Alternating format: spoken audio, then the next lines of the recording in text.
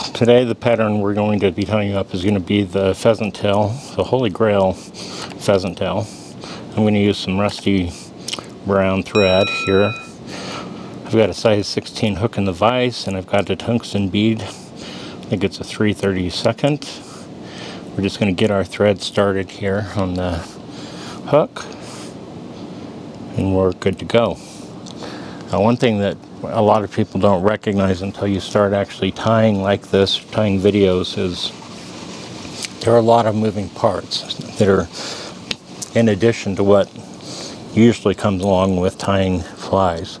And one of those is hitting the record button, which I just tied about half of this fly before I recognized I didn't have the record button pushed. So, excuse me.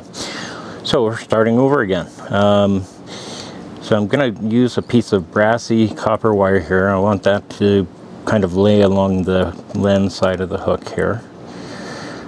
This is a pattern that I want to be really careful with the different materials that I'm going to use. The reason is because we're actually going to tie in front of the bead here, and so I want to make sure that I don't crowd so much material right through here that I can't actually finish the fly off up here. We have a lot of room and flexibility in the back end of this fly, but as we start moving up towards the front, things start to get a little bit more complicated.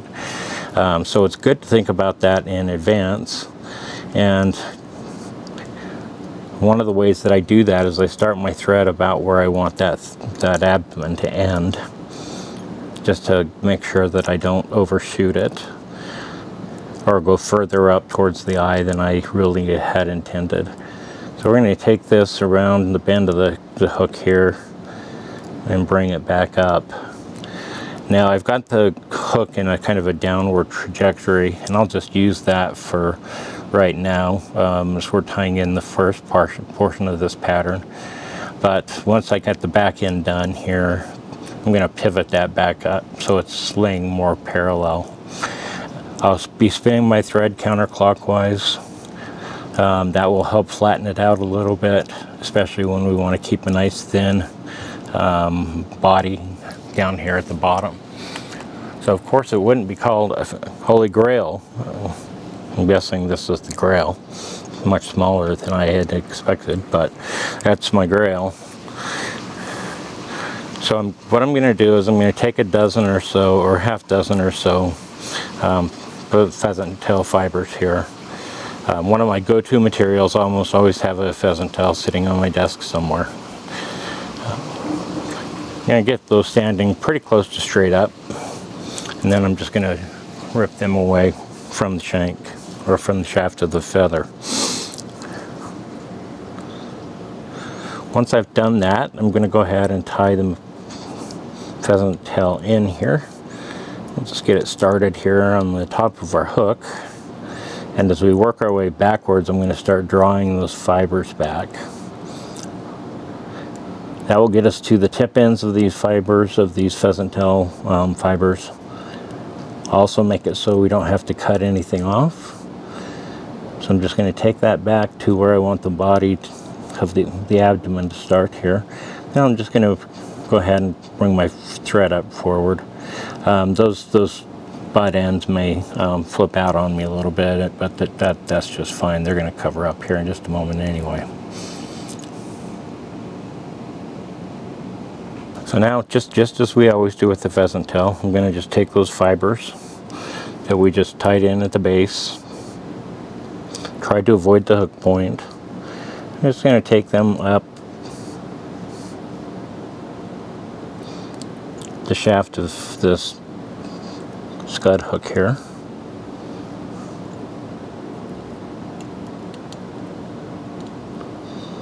And it's not going to take many wraps here.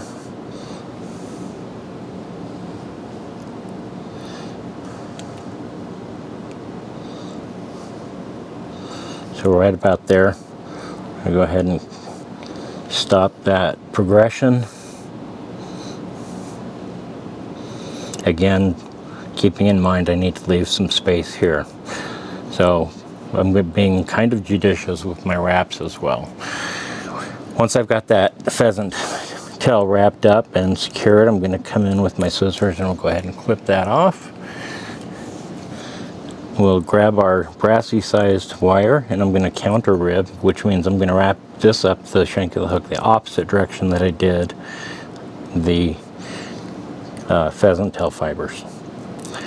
And there's a good reason for that. That makes it so these are going to lay crossways over the top of those fibers, and it'll just make this fly a little bit more durable. So always remember when you're doing a pheasant tail, or many flies for that matter, where you've got two materials including a ribbing, that you're going to maybe want to counter wrap it, which means wrapping one material one way and the other material a different way, so that way they lock themselves down much better, much more clean. So I've got my body taken care of there with my brassy sized copper wire, and from there I'm just going to do my helicopter, pull up on it with some pressure while I rotate it, and it will break off nice and clean. From there, like I said before, I'm going to go ahead and rotate my hook back up, so we're back towards normal. At least we're horizontal here. So next I'm just going to dub on some Hares Ear dubbing. It's Hares Ear Plus, so it's got a little bit of crystal in it, which helps give a little bit of pop here. I want this to be a little pretty buggy, so I'm not going to work on making sure that I get it dubbed incredibly tight. I can trim out some of the larger guard hairs, but really we're building up this abdomen here that we're going to have the bead slide back onto.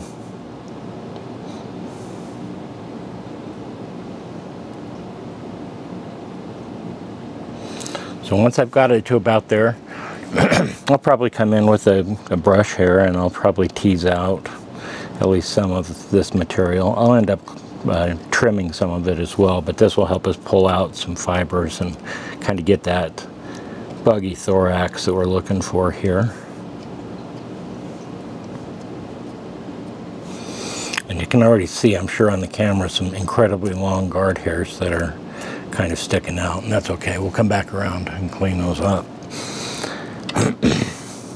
From here we're going to go back to our pheasant tail, and because we're going to use a pheasant tail for a wing case here. So once again I'm going to grab myself probably about 6 or 7, I don't know, I can't count. I'm pretty sure the fish can't count either, so mostly I just want to make sure I have a good wing case going over the top here. So I'm going to just strip those off from the shaft of my feather. And I'm going to take my scissors and I'm going to cut this nice and square right where those curlies are. And that will get rid of those curlies and give us a nice tie-in point. Just like that. So there's my cut ends of my pheasant tail that we're going to use as a wing case. Draw that back just a little bit. And I'm going to go ahead and tighten that the rest of the way back down.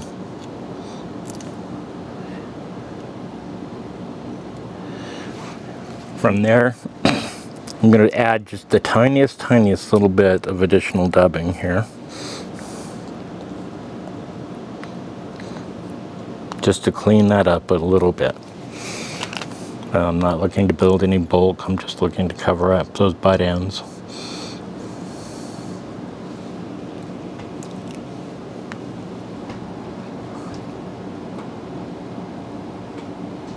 It'll also help make sure that those butt ends jump up over the top, which is what we're looking for.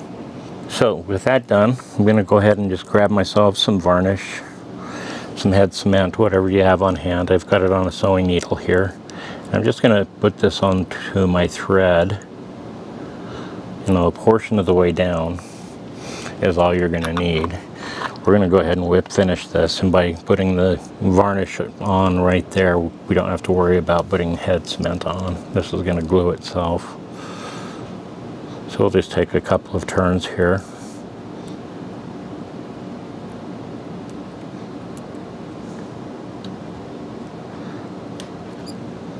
And once I've got that nice and tight where I want it, I'm going to go ahead and detach my thread. So here we are. We're going to draw this bead back, and we're going to reattach our thread now behind the eye of the hook.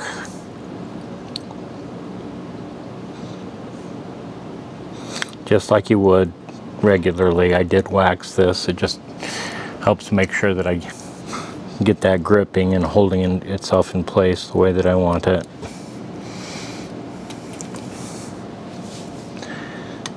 So one interesting thing that I'll do with this particular pattern is I'm going to break out my glue, my head cement one more time. I'm going to get a little dab of it. I'm going to put that dab right on the very top of this bead here.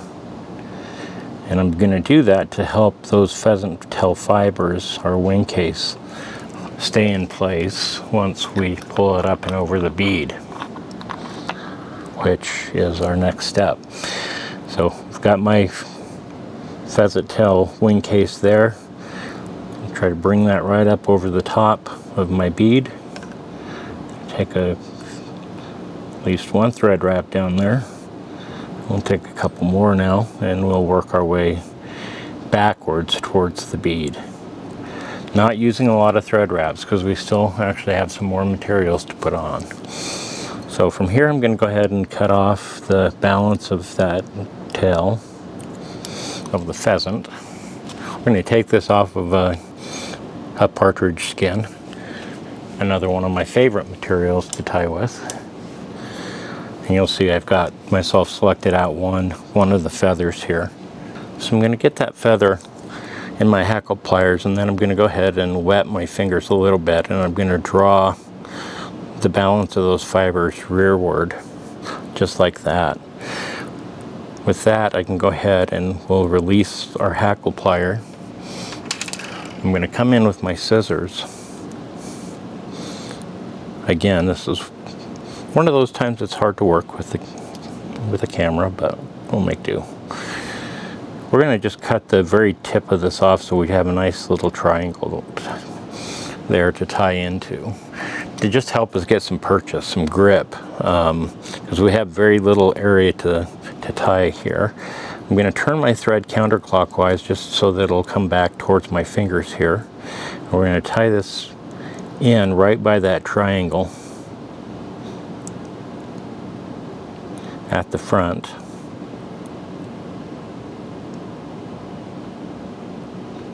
I'm going to just take a few wraps backwards to make sure I have it nice and locked in place.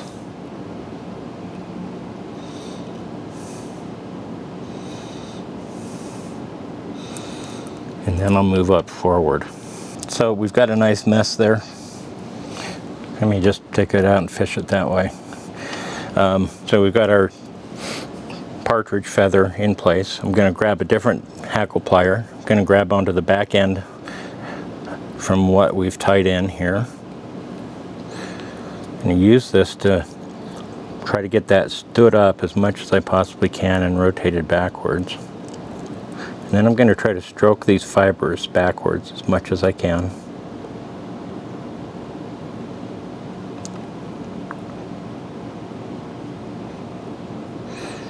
We'll take one wrap.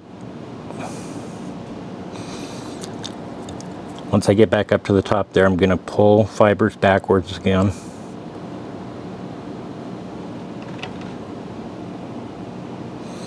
I'm going to take one more wrap.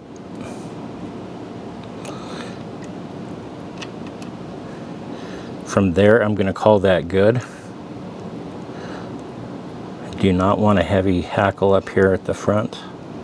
So now I'm just tying that, locking that stem down by taking a few thread wraps over the top of it. Once I've done that, I should be able to release my hackle pliers, and we could try to fish it that way. Really what we're going to do is I'm going to try to sneak in here and see exactly where that stem is tied in so that I can clip it off nice and tight. It's about like that. So we have our nice soft hackle going for us. I'm going to stroke all of those fibers backwards, and we're going to take a few thread wraps over the top of them. That will lock them in place. It'll lock them aiming backwards like we want them.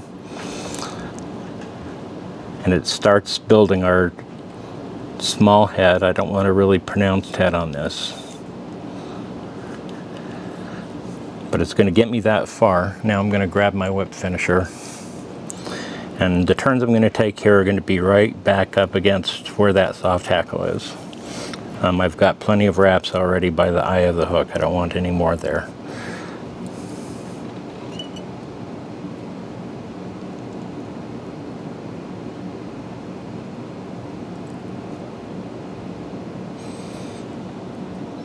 And release that from my pliers, or from my whip finisher there. Grab my little tool to cut off our thread. Okay, so there we have it. A really great pattern. The Holy Grail, Pheasant Tail, soft hackle with a tungsten bead, cup it, drop down on the water. This is a really buggy looking fly, really effective fly. Tie a bunch up, put them in your box, and go out fishing.